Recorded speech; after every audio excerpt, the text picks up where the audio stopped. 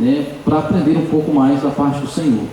Se você quiser, e vocês têm a liberdade, podem ficar de pé. Nós vamos fazer uma leitura do que está em Lucas 21, Lucas capítulo 21, do verso 34 ao 38. Chamaram uma atenção sobre essa questão do ensino. O próprio Mestre Jesus ensinava. E ele vai colocar, vou fazer a leitura que pede estar projetado, vou fazer a leitura aqui na tradução da linguagem de hoje, que fica bem claro essa questão.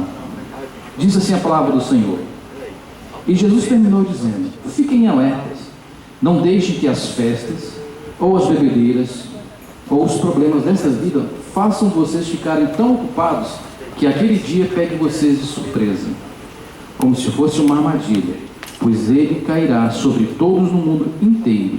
Portanto, fiquem vigiando e orem sempre, a fim de poderem escapar de tudo que vai acontecer e poderem estar de pé na presença do Filho do Homem quando ele vier. Jesus ensinava no pátio do templo todos os dias, mas à noite ia para o Monte das Oliveiras, que ficava ali até de manhã, e todo o povo ia de madrugada para o templo a fim de ouvir, e todo o povo ia ter com ele ao templo de manhã cedo para o ouvir. Por isso nós fazemos nesse de hoje a escola bíblica dominical pela manhã, porque esse é um costume também naquela época, e nós estamos aqui orando, vigilantes como estamos, para aprender mais do Senhor. Amém? Você pode colocar sua Bíblia na cadeira. Nós vamos fazer essa primeira oração agradecendo a Deus por tudo que Ele tem feito e por essa oportunidade tão especial. Amém? Senhor, meu Deus e meu Pai Celestial, Senhor, eu te louvo, eu te agradeço, meu Pai amado, porque Tu nos dás essa importante, Pai amado, Senhor Jesus, oportunidade de estar aqui, Pai amado, alertas, vigilantes, Pai amado, em oração, buscando a Tua presença, Pai amado, porque de certo nós sabemos, Pai amado, que o dia do Senhor vem, e nós queremos estar preparados, queremos estar, Pai amado, em condição, Senhor Jesus, como vigilantes, como pessoas que estão, Pai amado, sim, buscando, esperando o Teu retorno, a Tua vinda, Espírito Santo de Deus. Ah, Jesus querido, o Senhor é o Deus que está presente, o Senhor é o Deus, Senhor, que a cada dia, Pai amado, nos proporciona aprendizados, nos proporciona, Pai, crescimento, nos proporciona superação em tudo nesta vida, meu Pai amado. E hoje é um dia especial, porque é um dia que celebramos a Tua presença aqui, um dia, Espírito Santo, em que nós queremos devotar ao Senhor toda a nossa gratidão, todo o nosso, Senhor Jesus, o nosso amor, a nossa, Senhor Jesus, mais purificada, Pai amado, Senhor Jesus, palavra de adoração, Pai, a Ti. Espírito Santo, obrigado por todos os Teus filhos, obrigado por todos os nossos irmãos, que eles continuem focados, que eles continuem abençoados cada dia mais, Espírito Santo. São dias difíceis, dias, Pai amado, de conflitos, dias de guerras, dias, Pai amado, Senhor, de doenças, mas nós fazemos menção ao Teu nome, porque o Senhor tem nos dado graça e sabemos em quem temos crido, que é Cristo Jesus, o Senhor. Por isso, meu Pai amado, muito obrigado nesta hora, que o Teu nome seja exaltado com os cantos e louvores a partir de agora, porque toda honra e glória somente a Ti, Espírito Santo de Deus. Amém. Aleluia. Queridos em Cristo, graça e paz.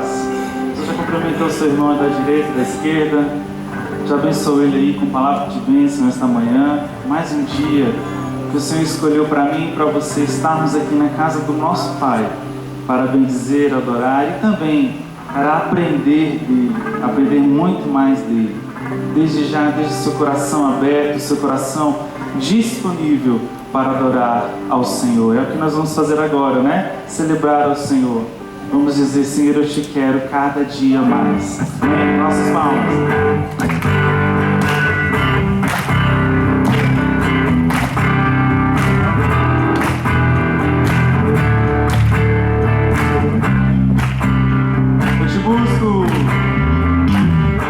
Busco, te procuro, Deus, no silêncio do que estás.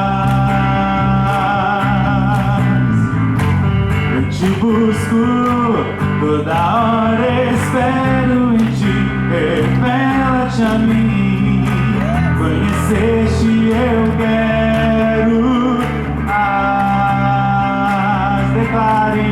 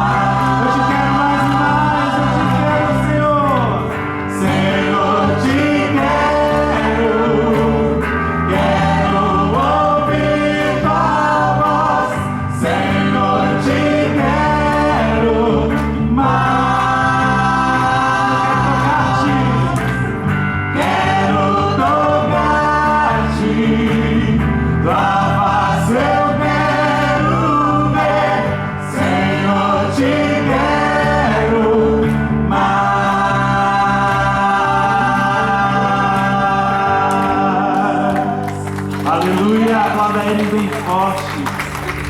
Ele é digno de exaltação e de toda adoração. Por isso eu e você vimos nesta manhã adorar a Ele, bendizer ao nome dEle.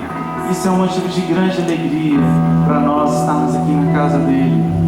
Você poderia estar em outro lugar, mas o Senhor te deu a graça e aprove a Ele de conceder você estar aqui nesta manhã. Só o fato de nós estarmos aqui, queridos, estarmos respirando, já é um motivo de nós adorarmos e agradecermos a Ele por tudo que Ele fez, por tudo que Ele é, por tudo que Ele ainda vai fazer na sua vida. Quantos creem nisso? Eu creio. Aleluia.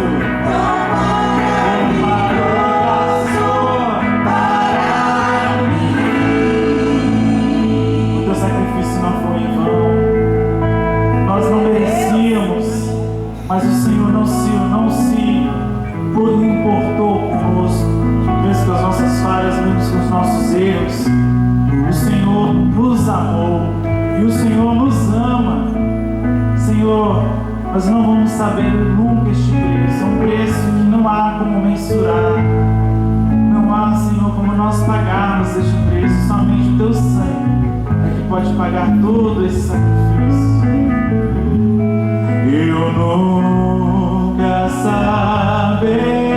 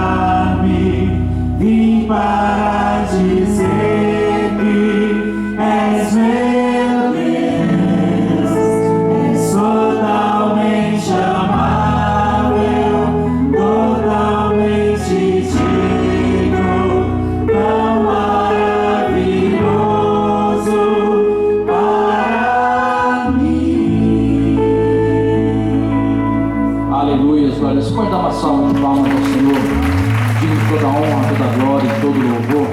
Amém? Amados, pode tomar assento. Amados, vamos fazer a divisão de classes agora.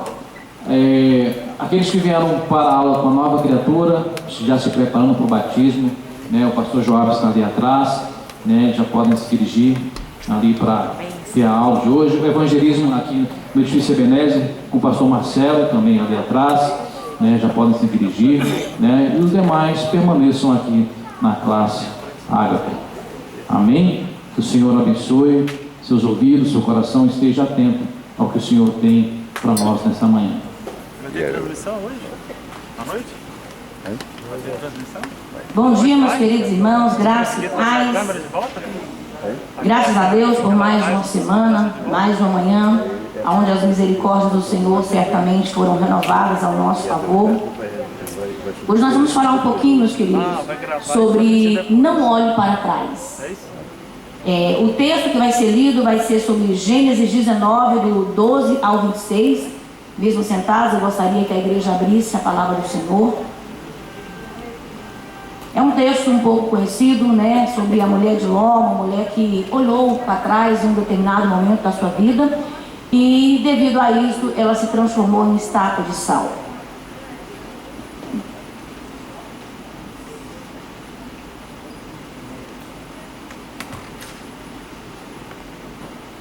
Gênesis 19,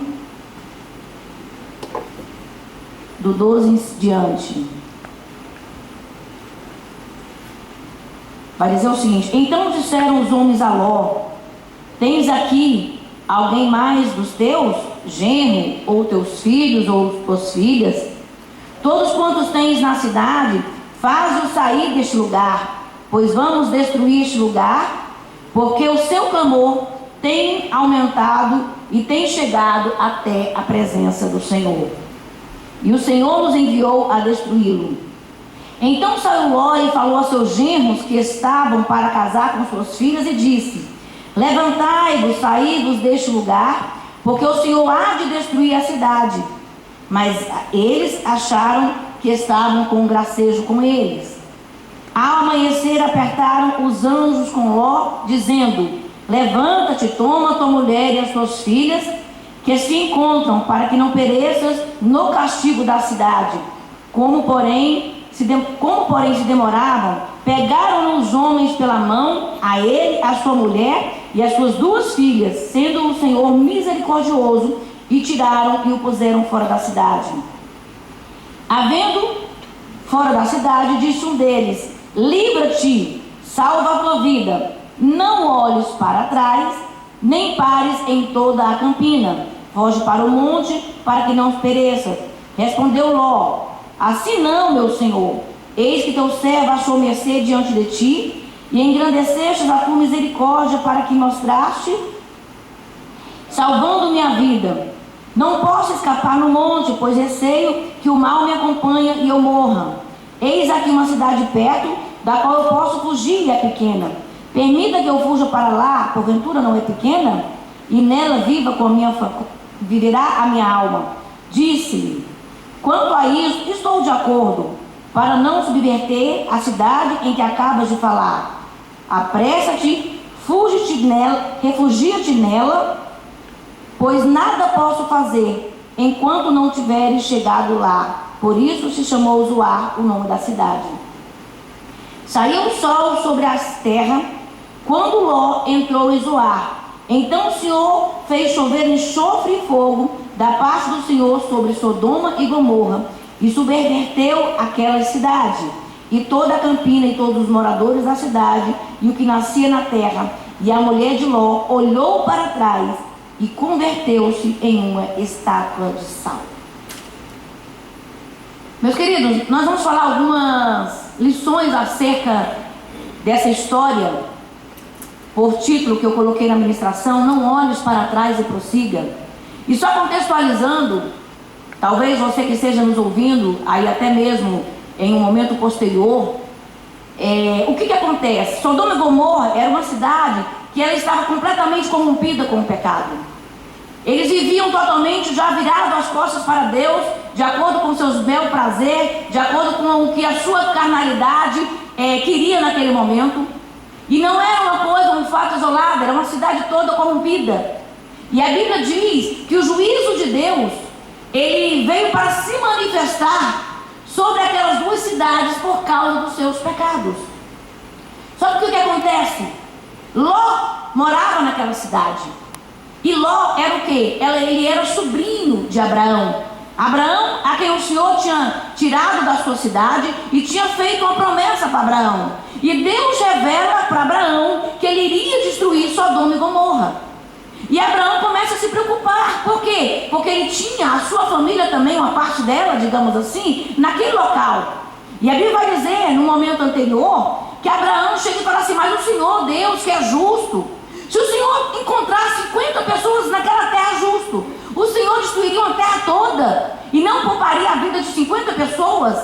E aí Deus vai falar assim: não, se eu encontrar 50 pessoas, eu não vou destruir por amor a esses 50.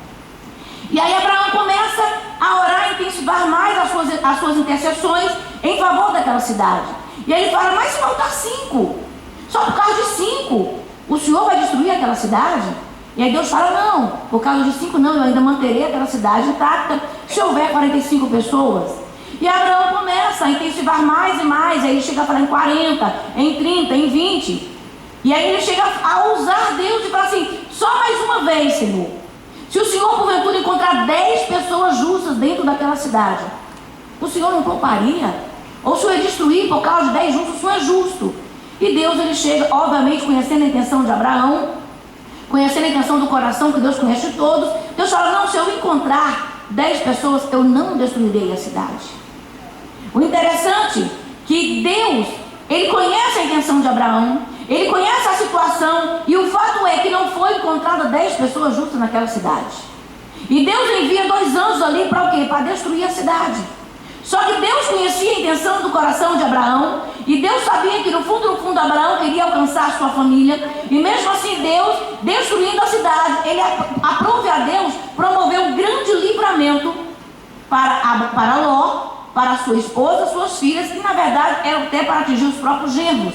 Só que a gente vê na leitura, percebe-se na leitura do texto, que eles acham que a Ló está brincando, eles não levam a sério.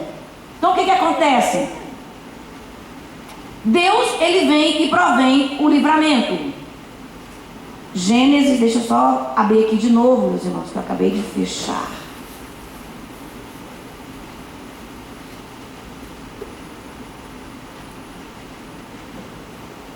Você pode estar aí acompanhando. Gênesis 19, 14. Quando Ló fala com seus parentes: eis que teus servos achou mercê diante de ti e eu estou lendo ao contrário, desculpa. 19, 14. Então saiu Ló e falou a seus genros, aos que estavam para casar com suas filhas, e disse: levantai-vos, saí deste lugar, porque o Senhor há de destruir a cidade. Mas eles acharam que Ló estava brincando. O pecado, meus queridos, ele gera insensibilidade. Na verdade, quando a pessoa ela começa a se envolver demais com o pecado, essa pessoa começa a simplesmente não acreditar, inclusive nas promessas e na palavra de Deus. A pessoa começa a criar uma certa insensibilidade tão grande que uma cegueira espiritual começa simplesmente a mudar completamente a vida daquela pessoa. A pessoa, diversamente, quando ela está na presença do Senhor, quando a pessoa está tendo intimidade com o Espírito Santo, a pessoa inclusive consegue ouvir a voz de Deus, a pessoa consegue perceber se Deus está numa causa ou não, pelo menos na maioria das vezes. Agora, quando o pecado chega e se instaura na vida do homem, e o homem começa a se corromper, muitas vezes Deus está falando, muitas vezes Deus está alertando, e a pessoa simplesmente endurece o seu coração e não consegue perceber a situação pela qual ele está inserido. A gente fica claro aqui, no caso dos genros de Ló, eles achavam que era uma brincadeira, eles simplesmente ignoraram, e acontece o quê? Que eles não foram alcançados com o tamanho do livramento que Deus proporcionou a Ló, ia proporcionar a sua esposa, que depois ela acaba interrompendo esse processo, e também as filhas de Ló. Então o que a gente começa já a entender nesse momento é que muitas vezes Deus está falando, mas o pecado do homem, ele tem afastado o homem de Deus e tem corrompido, inclusive, o entendimento da pessoa. Aí a gente percebe, Jonas, por exemplo, quando ele foge da presença do Senhor, quando ele está em pecado, o que ele faz? Ele vai dormir.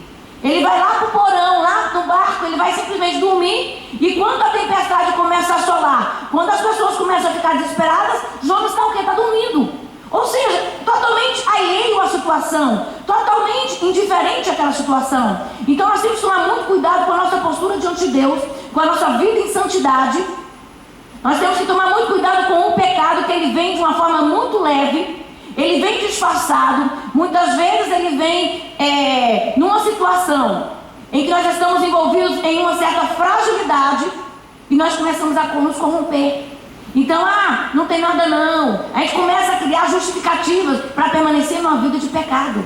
E quando pensa que não, nós estamos completamente insensíveis e totalmente a descrédito, inclusive da própria palavra do Senhor. E foi o que aconteceu o quê? Com os genros de Ló, que eram na verdade seus futuros genros, que iriam casar com suas filhas. Sobre o livramento, a inércia de Ló, a gente percebe no capítulo 15 e 16, que embora Ló levou a sério, Ló ficou meio que inerte. Capítulo 15, ao amanhecer, apertaram-se os anjos com Ló, dizendo: levanta-te, toma tua mulher e tuas filhas, eis que aqui se encontra, para que não pereça. Porém, como eles se demoravam, os anjos pegam o Ló pela mão, pegam a mulher e as filhas e retiram da cidade. Ou seja, Ló, ele não achava que os anjos estavam brincando. Ele sabia que aquilo ali era algo verdadeiro que ia acontecer. Ele sabia que era algo enviado da parte de Deus. Diferente dos genros que nem acreditaram, que aquela pessoa que já está tão corrompida, já está tão envolvida com a coisa do mundo, já está tão envolvida com o pecado, que por mais que você fale, por mais que você alerte, a pessoa não consegue perceber. Você está falando muitas vezes para alguém que tem um pouco de conhecimento da palavra de Deus: meus irmãos, Jesus está voltando. Meus irmãos, as coisas estão evidenciando que Cristo está às portas. E a pessoa acha que não. A pessoa acha: quantos anos eu ouvi isso, Jesus está voltando. Sempre teve guerra, sempre teve essas coisas, sempre teve doenças. E a pessoa fica numa insensibilidade ao ponto de não entender e de não acreditar no que realmente está acontecendo. Por outro lado, existem aqueles que acreditam, mas não tomam posicionamento. Ló, a Bíblia diz, pelo contexto dá para se perceber que ele acreditou, mas ele simplesmente estava demorando a tomar uma atitude. Meus irmãos, quando Deus falar com você, quando Deus tocar na sua vida, quando Deus for claro contigo a respeito de algo, tome uma atitude, não postergue aquilo que Deus quer que você faça. Só que eu vejo aqui, é uma misericórdia de Deus. Mesmo com a demora, a falta de posicionamento de Ló, a Bíblia vai dizer que aqueles anjos, aqueles homens que estavam ali amando de Deus, eles pegam Ló, pegam a sua esposa e pegam as filhas e saem arrastando da cidade para simplesmente promover um grande livramento naquela pessoa, naquela família. Aí o que o anjo vai dizer? Escapa-te daqui, saia daqui pela tua vida, corra, vai embora, não pare em lugar nenhum e não olhes para trás. Meus irmãos, é fácil sair da sua casa? É fácil sair abandonando tudo? Com certeza é algo muito difícil. Hoje a gente lê essa história e não consegue perceber muitas vezes a intensidade dessa situação. Imagina de uma hora para outra, alguém chegar na sua casa e falar assim: larga tudo, sai. Larga, não olha para trás, porque Deus vai destruir onde você está morando. Por mais que você acredite, você vai ter uma certa dificuldade ali, existem vários valores envolvidos. Nós estamos aqui presenciando uma guerra. E quantas pessoas estão loucas ali tentando sair para um outro local mais seguro? Por quê? Estão tentando preservar o quê? Um bem mais precioso, que é o quê? Que é a vida. Mas é ou não é um sacrifício? Então quando o anjo fala para Ló: escapa-te pela sua vida, ou seja, existe algo mais importante do que o que você está deixando para trás. Existem algumas coisas que, embora sejam valores para o homem, mas que são secundárias diante daquilo que Deus quer preservar. Infelizmente, meus irmãos, tem muita gente perdendo a sua vida, porque está o quê? Invertendo prioridades. Pessoas que estão perdendo seus casamentos, pessoas que estão perdendo a comunhão com seus filhos dentro das suas casas, porque muitas vezes estão envolvidos demais com coisas materialmente falando, de menos valor do que a própria família. Pessoas que trabalham muitas vezes sem parar e estão perdendo sua própria saúde. Têm ganhado muito dinheiro, mas por outro lado têm perdido a sua própria saúde e não têm desfrutado do melhor de Deus nessa terra. E a vida, meus irmãos, ela tem que ser feita com equilíbrio. A vida muitas vezes vai te levar a algumas situações que você vai precisar de decidir sobre algo. E que o Espírito Santo de Deus possa nos dar a capacidade, o discernimento adequado para entender o que é prioridade nesse momento. Muitas vezes você vai ter que abrir mão de coisas de valor. Muitas vezes você vai ter que abrir mão de coisas que você já se apegou ao longo da sua vida, mas por um bem maior. A prioridade de Ló era o quê? Era salvar a sua vida. Com certeza não teve tempo de Ló pegar todas as coisas. Foi de um dia para o outro. A gente vê aqui que o anjo fala um dia, no outro dia de manhã já sai sendo carregado. Com certeza Ló devia ter algumas coisas ali, alguns bens naquele local, e que precisou inclusive de perder. Para o quê? Para alcançar um bem maior. Muitas vezes nós estamos colocando prioridades em coisas em detrimento de pessoas. Nós estamos colocando prioridades em coisas materiais. Precisamos de trabalhar? Precisamos, nós precisamos de um sustento. É muito bom estudar, fazer projetos, procurar uma vida melhor. Isso é saudável. Isso é questão de organização. Mas eu não posso trabalhar de uma certa forma ao ponto de sacrificar minha própria família. Eu não posso ficar muitas vezes tão ligado em coisas nessa terra ao ponto de sacrificar minha própria comunhão com Deus e com o homem. Às vezes Deus te abençoou, te deu um carro e você está idolatrando esse carro. Você está colocando o carro acima de Deus. O carro bateu, arranhou um pouquinho, você faltou morrer. Por quê? Você está vivendo em prol do carro. Meus irmãos, nós não podemos viver em prol de coisas. As coisas são feitas para nos servir e não nós servirmos as coisas. Nós temos que ter essa sensibilidade, porque no mundo capitalista, onde o ter parece ser a melhor coisa do mundo, nós estamos perdendo a nossa essência do ser. Eu não posso perder as melhores coisas por causa de coisas materiais.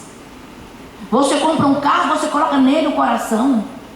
Ninguém pode usar o carro, você não usa o carro para abençoar outras pessoas. Você tem uma casa, agora você não sai mais de casa. Você está idolatrando aquela casa. Você ganhou algo, você começa a viver em prol daquele algo. Meus irmãos, tudo é com decência e ordem, mas e nada pode ocupar o quê? O lugar de Deus nas nossas vidas. A palavra do Senhor vai dizer o quê? Buscai primeiro o reino de Deus e a sua justiça, e as demais coisas lhe serão acrescentadas.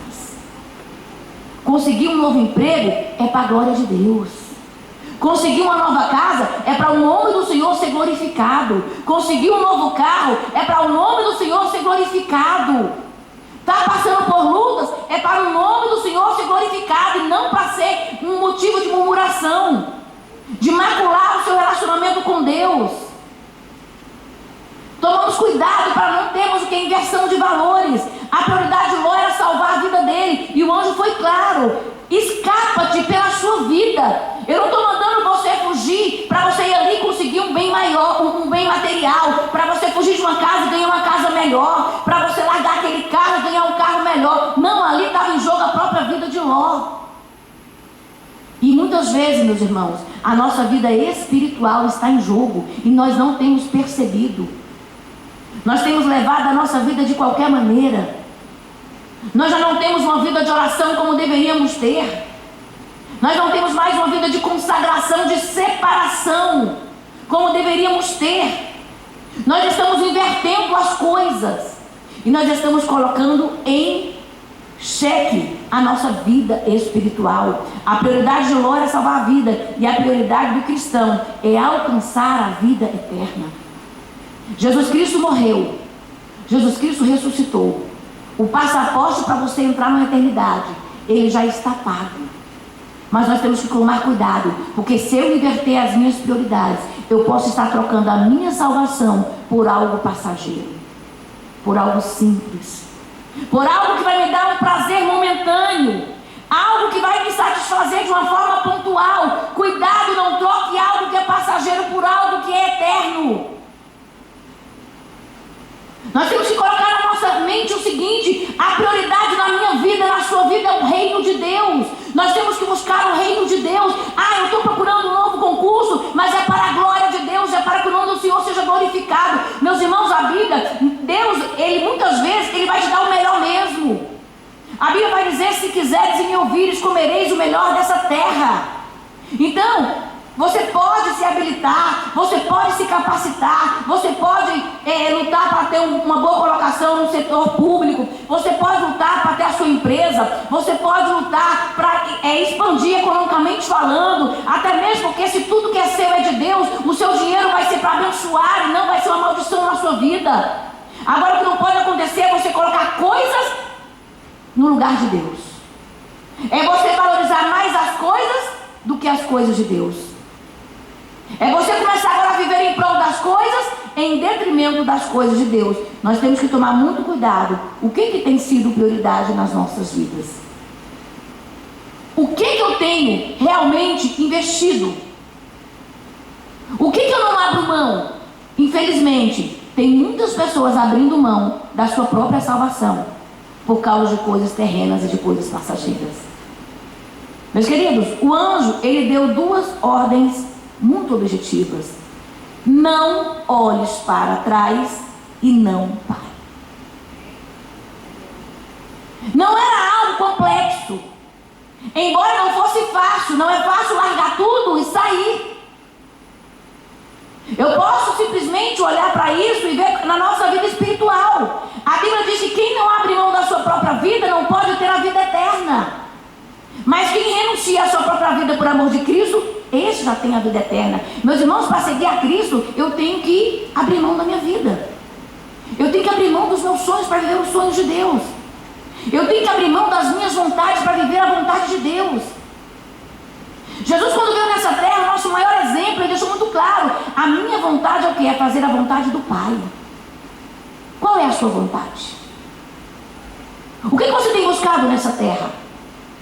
Quando você tem um sonho, você apresenta diante de Deus para saber se Deus está confirmando esses sonhos? Quando você quer tomar uma posição, você pergunta para Deus se Ele está nesse negócio? Muitas vezes, meus irmãos, nós temos sido reprovados diante de Deus em coisas simples. Existem algumas ordenanças na Bíblia que elas não são difíceis de entender, elas até podem ser difíceis de serem praticadas, mas elas não são difíceis de entender. Quando Deus manda você, por exemplo, amar a Deus acima de todas as coisas, existe alguma dúvida em cima disso? Quando Deus manda você amar ao próximo como a ti mesmo, existe alguma complexidade para ele? Não é fácil. Não é fácil você amar o próximo como a ti mesmo, principalmente quando esse próximo é um trevoso. Quando alguém que te persegue, a Bíblia vai dizer o seguinte: se alguém está te obrigando a andar 1 milha, ande 2. A Bíblia vai dizer o seguinte: ore pelos seus inimigos e não amaldiçoe. É difícil entender isso, meus irmãos? É complexo entender isso? Você tem que orar, você não tem que amaldiçoar. Mas é fácil abençoar alguém que está te perseguindo? Quantas vezes nós ficamos chateados porque a gente está vendo o progresso de alguém que nos perseguiu? Porque a gente entende que aquele progresso é a ausência de justiça. E para que eu me sinta justificado, eu quero mais do que a pessoa se dê mal. Só que a Bíblia vai dizer: abençoe os que te perseguem, ore por eles, ame os seus inimigos. São ordens claras, são ordens objetivas. Não é como muitas vezes eu interpretar o livro de Apocalipse, onde existem muitas coisas figuradas. Algumas coisas na Bíblia que existem Existem algumas interpretações, algumas linhas teológicas divergentes. Você vai olhar para a predestinação, você vai olhar, sei lá, para a soberania de Deus e algumas pessoas, a predestinação, o livre-arbítrio, não são coisas simples de se estudar e de chegar a uma conclusão. Existem teorias teológicas para ambas as interpretações, seja por livre-arbítrio, seja para predestinação. Agora, quando Deus fala o seguinte: ame o seu inimigo, ore pelo seu inimigo, abençoe o seu inimigo, filhos, obedeçam aos seus pais. Qual é a complexidade no entendimento disso? Pais, não provoquem ira nos seus filhos, por mais que eles estejam ali fazendo coisas erradas. Corrija, admoeste, mas não faça algo só para provocar ira. São que orientações objetivas, claras. Deus, meus irmãos, Ele deu uma ordem simples, que embora não fosse fácil de fazer, era fácil de compreender. E na verdade, o que vai se tornar fácil ou difícil com relação ao cumprimento da ordem que Deus está muitas vezes me exigindo, é a minha capacidade ou a minha disposição de obedecer ou não. Até onde você está disposto a obedecer? Até onde você está disposto a permanecer firme na presença do Senhor? Aquilo que você tem clamado a Deus durante 2, 3, 4, 5, 6 anos e que Deus ainda não fez conforme você gostaria de fazer. Porque muitas vezes você está trabalhando no oculto, mas a nossa ansiedade não tem permitido da gente enxergar o quê? Aquilo que Deus já está fazendo, porque Deus não é um Deus inerte, Deus é um Deus que faz, Deus é um Deus que age, Deus está agindo e muitas vezes nós não estamos percebendo. Mas e se a resposta de Deus for contrária àquilo que eu quero? Eu ainda assim vou obedecê-lo? Eu ainda assim vou manter a minha integridade com Deus? Eu ainda assim vou fazer como Jó, mesmo que Deus me mate, nele esperarei, porque eu sei que o meu Redentor vive e por fim se levantará e julgará a minha causa. Qual é o nível de fidelidade que você tem para com Deus? Qual é o nível de comprometimento que você tem com a obra do Senhor? Até onde você está disposto a manter a sua fidelidade? Até a morte? Ou até aonde Deus vai simplesmente cumprir o desejo do seu coração? E quando ele disser não? Porque Jesus, ele foi fiel. E a Bíblia diz que ele foi fiel até a morte. E Jesus não morreu de velhice. Jesus não utilizou vários anos nessa terra e lá por 100 e poucos anos, 90, agora sim, coraçãozinho parou e morreu. Não. Ele foi fiel até a morte. E uma morte, aos olhos do homem, prematura. Morte de cruz. E nos momentos mais difíceis de Jesus, Jesus olha para o Pai. Jesus teve uma vida toda de fidelidade. Não é como nós, que hoje eu sou fiel, amanhã de vez em quando eu piso na bola. Quantas vezes nós pisamos na bola na nossa caminhada com Deus? E todos os dias nós acordamos e Deus está dizendo o seguinte: eu continuo te amando, eu não desisti de você, as minhas misericórdias estão renovadas ao seu favor. Cada batida do coração é Deus dizendo: eu estou dando uma nova oportunidade para a sua vida. Diferente de Jesus, Jesus foi fiel a vida toda. No momento mais difícil ele pede algo para o Pai. Ele fala: Pai, se possível, afasta de mim esse cálice. Todavia não seja como eu quero, mas sim como tu queres. O cálice não foi afastado. Foi um pedido no momento mais difícil. Talvez se fosse eu, talvez eu dissesse assim: Pai, passei a vida toda na fidelidade, vim para cá, o único pedido no momento mais difícil o Senhor simplesmente ignora e não me dá.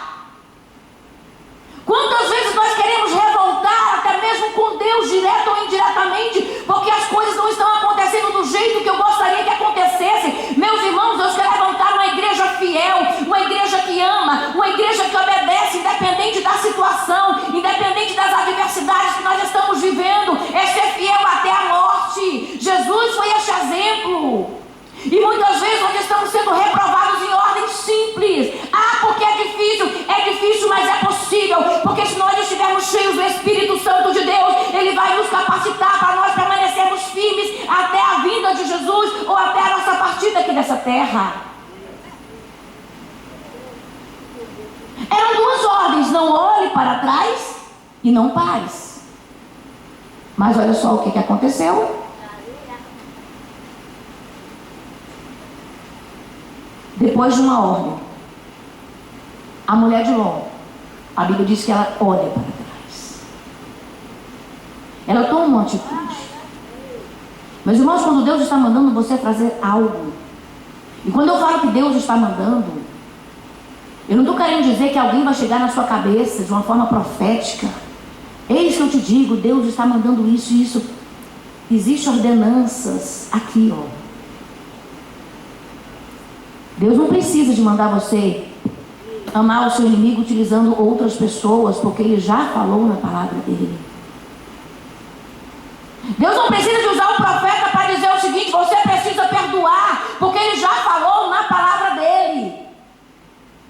Só que quando eu conheço a palavra, eu tenho a oportunidade de obedecer ou de não obedecer. É preciso, diante de alguma situação que eu tome atitude. E eu preciso de tomar uma atitude, e uma atitude responsável. Porque a atitude é uma decisão que gera consequências. Ninguém é obrigado a plantar. Mas uma vez que se planta, a colheita, ela se torna obrigatória. A lei da colheita, meus irmãos, ela é infalível. E a Bíblia diz mais: quem semeia vento vai colher tempestade, não vai colher vento. A proporção da sua colheita vai ser muito maior. Talvez você não tenha visto a colheita de algumas coisas, seja boas ou ruins, mas num determinado momento elas vão acontecer. Porque a lei da semeadura, ela é real. A mulher de Ló, assim como as filhas, precisavam o quê? De tomar uma grande atitude. Eles saíram dali arrancados, ou seja, o Ló começou ainda a enrolar, digamos assim. Mas o anjo, percebendo que ele estava demorando, ele pega pela mão, ele tira, e aí ordenou: agora é pela tua vida. Não olhes para trás e não pare.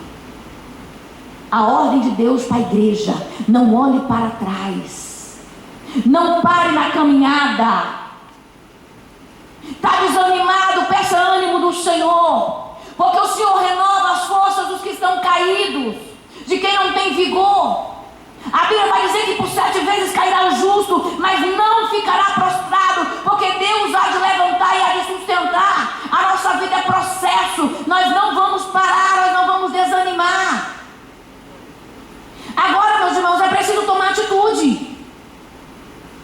Os anjos pegaram pela mão. Tem hora que você está pegando a pessoa pela mão, você está clamando, você está falando, mas tem coisas que não tem como você fazer pelo outro. É o outro que tem que tomar a decisão. Você prega, você ora, você intercede, mas nada disso vai substituir o que o outro precisa de fazer. As pessoas podem orar pela minha vida, e assim, é muito bem-vindo, preciso de mais de oração. Podem orar por mim, pode jejuar, pode subir monte, mas existem algumas atitudes que eu preciso tomar. Ninguém vai tomar no meu lugar. A intercessão de alguém por você ou por mim, ela vem como um complemento na parte do processo, mas ela não substitui.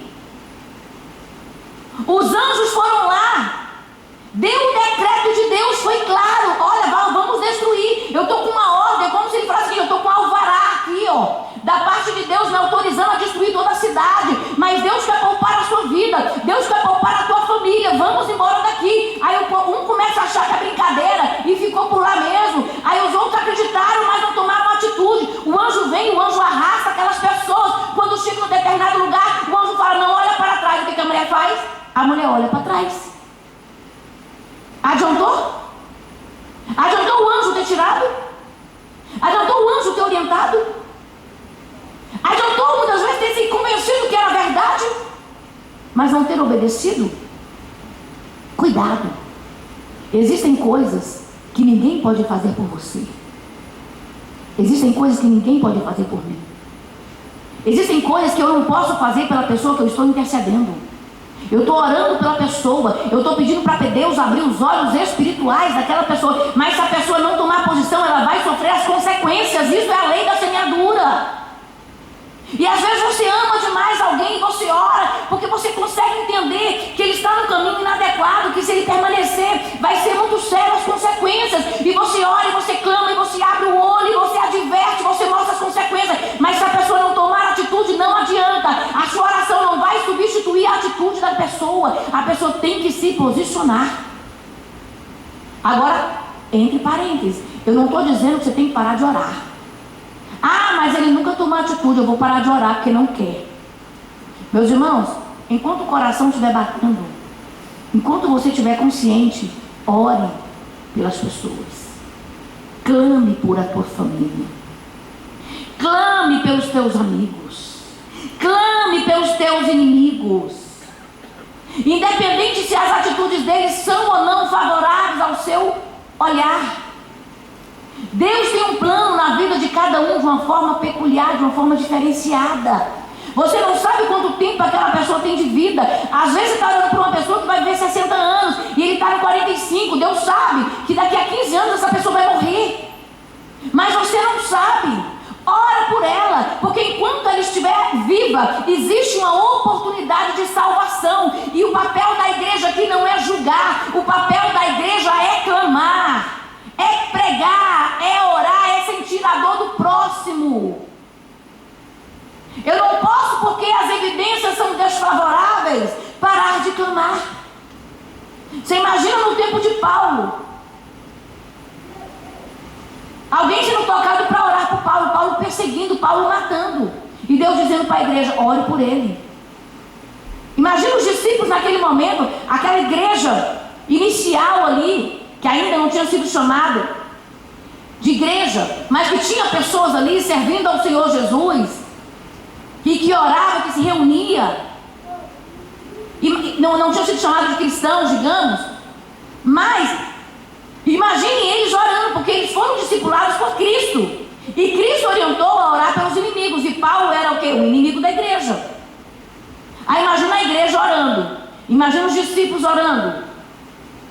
E de uma hora para outra, sabe uma notícia. Ixi, Paulo matou mais um. Ixi, Paulo matou mais 3. Ixi, ali ó, mataram não sei quantos. Qual é a ordem? Continue orando. Continue orando. Até que um dia, a igreja se surpreende com a notícia. Aquele que perseguia, agora está sendo perseguido.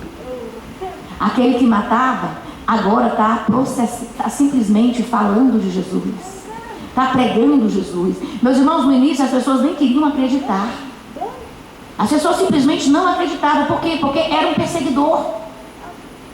Mas eu tenho certeza que Paulo foi alcançado pela misericórdia de Deus, mas que muitas pessoas oravam por ele, talvez até com medo, mas haviam pessoas que oravam por ele. Então continue orando, porque vai chegar um dia que Deus vai te surpreender. Vai chegar um dia que você vai olhar para a bênção assim, você vai querer até duvidar. Mas será que é mesmo, Senhor? Será que Deus mudou mesmo?